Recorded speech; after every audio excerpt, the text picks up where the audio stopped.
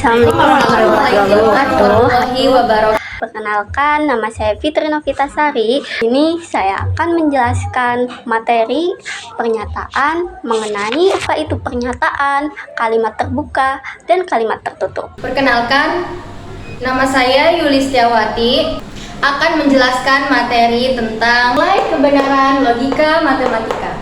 Perkenalkan, nama saya Nurul Fitri. Saya yaitu tentang pernyataan majemuk. Perkenalkan, nama saya Cielati. Di sini saya akan menyampaikan tentang operasi simbolik.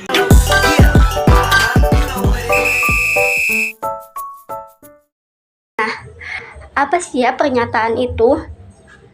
Nah, pernyataan itu adalah pernyataan atau proposisi adalah kalimat yang mempunyai nilai-nilai logika benar atau salah, tetapi tidak dengan keduanya. Biasanya disimpulkan dengan huruf kecil. Misalnya P, terus Q, dan R. Nah, bisa kalian lihat contohnya seperti ini. Di Indonesia merdeka pada tahun 1945. Lalu, apa sih ya yang bukan termasuk kalimat pernyataan? Nah, yang bukan termasuk kalimat pernyataan adalah kalimat yang tidak atau belum memiliki nilai logis. Misalnya, kemana saja kamu selama ini? Hapuslah air matamu. Nah, itu kan termasuk pernyataan, tetapi itu termasuk kepada pertanyaan. Lalu, apa sih ya kalimat terbuka itu? Nah, kalimat terbuka adalah kalimat yang memuat variabel jika variabelnya diganti oleh suatu konstan. Kalimat tersebut akan berubah menjadi kalimat pertanyaan. Contoh kalimat terbuka. Misalkan 8X dikurangi 70 sama dengan min 6. Nah, kita cari dulu nih X-nya berapa. Kita dimisalkan X-nya itu jika X-nya 2, kita hitung. Kalau misalkan X-nya 2, berarti 8X itu diganti X-nya dengan 2. 8 dikali 2 dikurangi 70 sama dengan min 6. 16 dikurangi 70 sama dengan min 6. Itu salah ya. Seharusnya kalau gitu berarti apa ya? Nah, kita misalkan lagi X-nya itu dengan 8. Kita buktikan lagi. Misalkan 8 dikali 8 dikurangi 70 sama dengan min 6. Nah, 64 dikurangi 70 sama dengan min 6. Nah, itu benar. Berarti pernyataan ini benar. Lalu ada apa sih ya kalimat tertutup itu? Nah, kalimat tertutup itu adalah kalimat yang tidak memuat variabel dan dapat dinyatakan benar atau salah, tetapi tidak dengan keduanya. Misalkan 7 ditambah 5 sama dengan 12.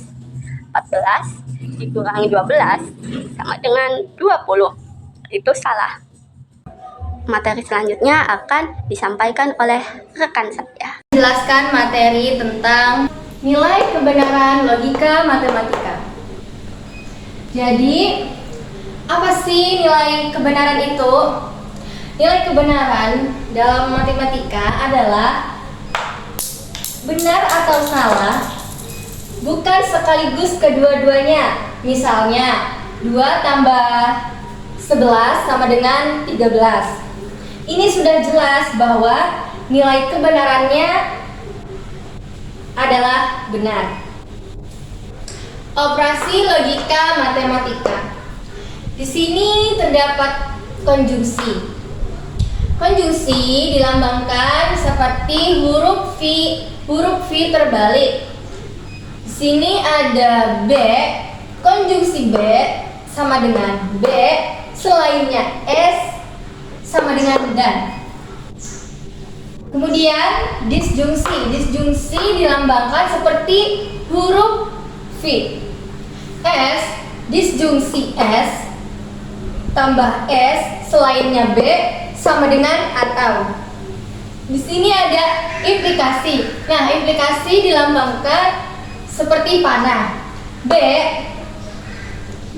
implikasi S tambah S selainnya B sama dengan jika titik-titik maka titik-titik.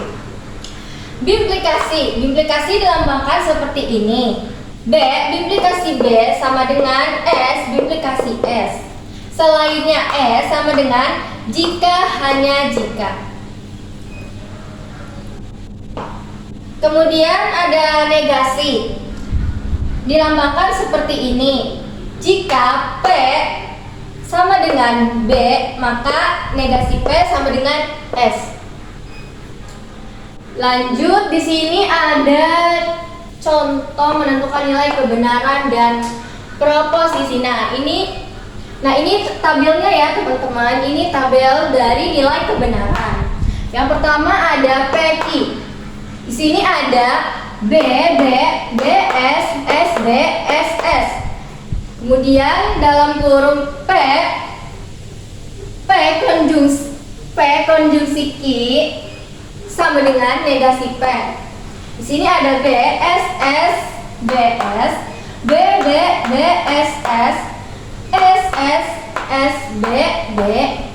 S, B. Di sini ada negasi P,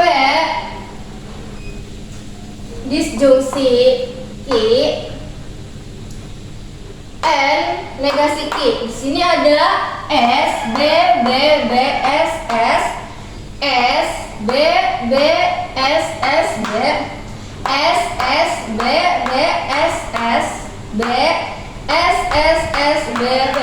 Di sini terdapat contoh menentukan nilai kebenaran prepori jika sudah diketahui nilai kebenaran akhirnya. Di sini terdapat soal jika P, N, negasi Q bernilai benar, tentukan nilai dari P dan Q. Nah, jawabannya P, N, negasi Q. Di sini ada B sama dengan sehingga P sama dengan B, negasi Q sama dengan B, implikasi Q sama dengan S. Saya akan melanjutkan materi yang disampaikan oleh rekan saya, yaitu tentang pernyataan majemuk. Langsung saja di sini saya akan melanjutkan tentang pernyataan majemuk. Pernyataan majemuk. Nah, pernyataan majemuk yaitu yang pertama tentang konjungsi. Nah, dengan konjungsi ini memiliki lambang seperti huruf V tapi kebalik. Nah, konjungsi ini merupakan gabungan dari dua pernyataan tunggal yang menggunakan kata hubung logika dan.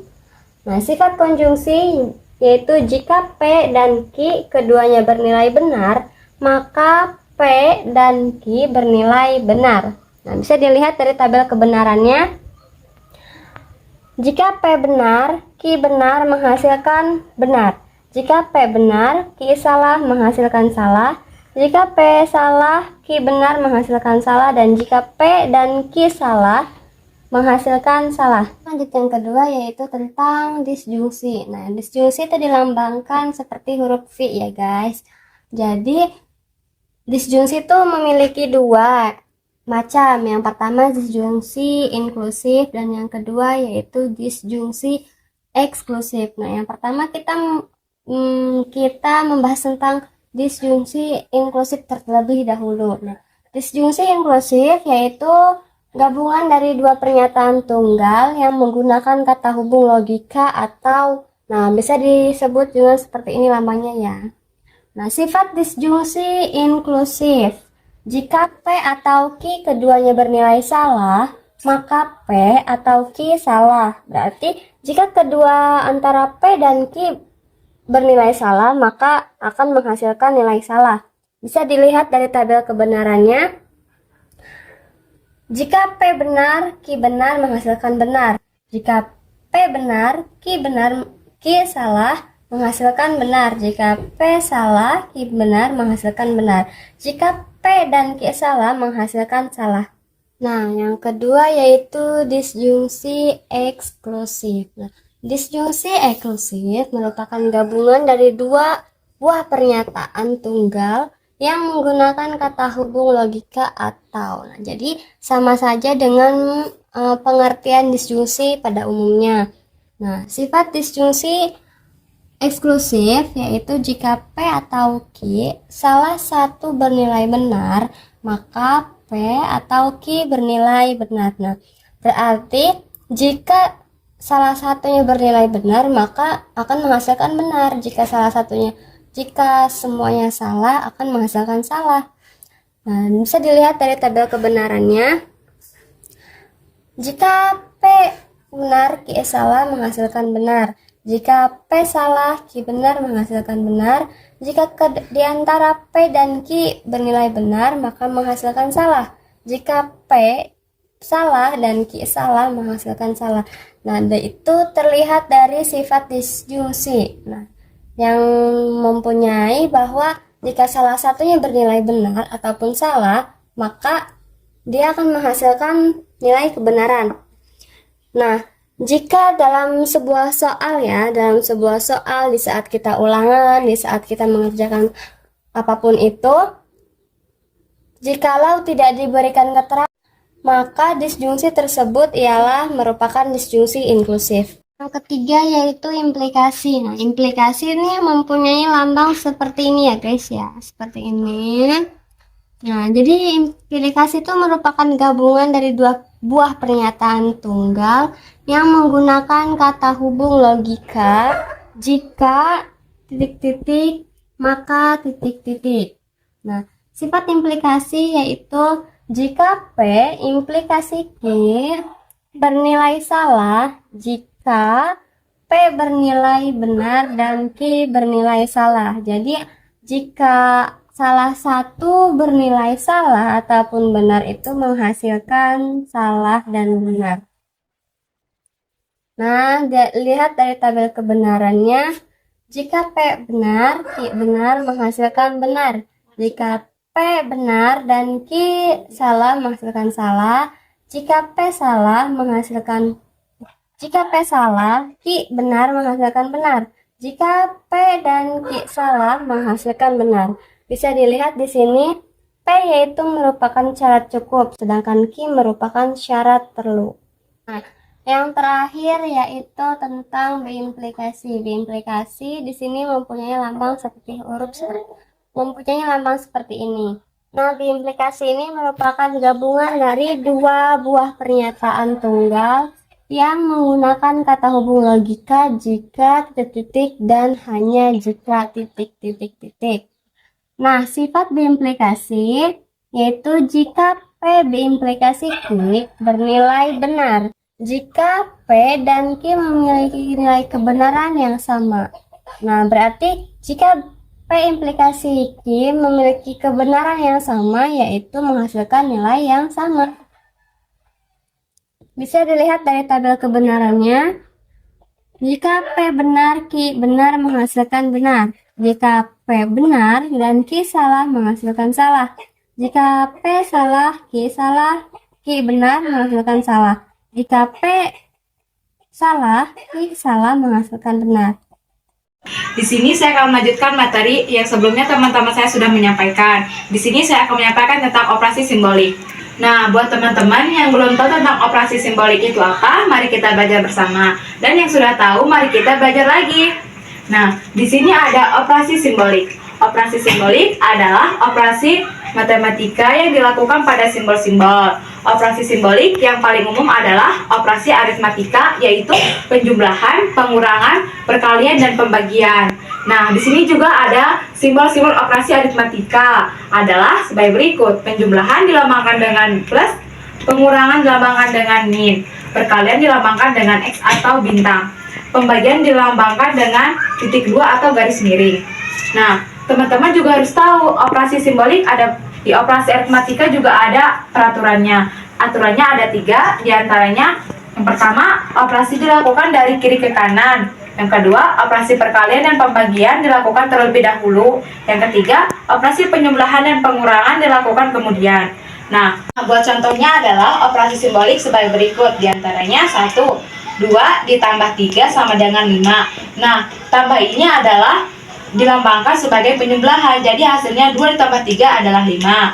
5 dikurangi 2 hasilnya adalah 3. Karena di sininya adalah lambangnya adalah pengurangan, jadi hasilnya adalah dikurangi, hasilnya adalah 3. Yang kedua ada 2 dikali 3. Karena dilambangkan dengan X berarti ini harus dikalikan atau dilipatkan, yaitu 2 kali 3 sama dengan 6. Di sini ada 6 dibagi 2. Karena di sini adalah lambang pembagian, jadi hasilnya harus dibagi, 6 dibagi 2 adalah 3.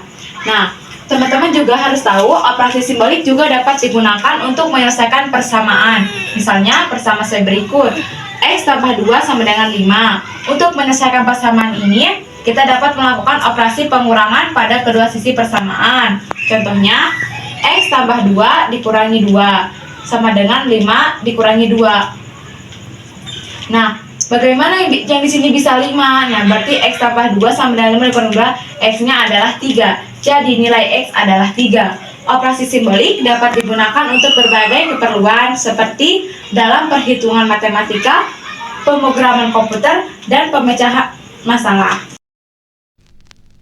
Kurang lebihnya mohon maaf. Wassalamualaikum warahmatullahi wabarakatuh.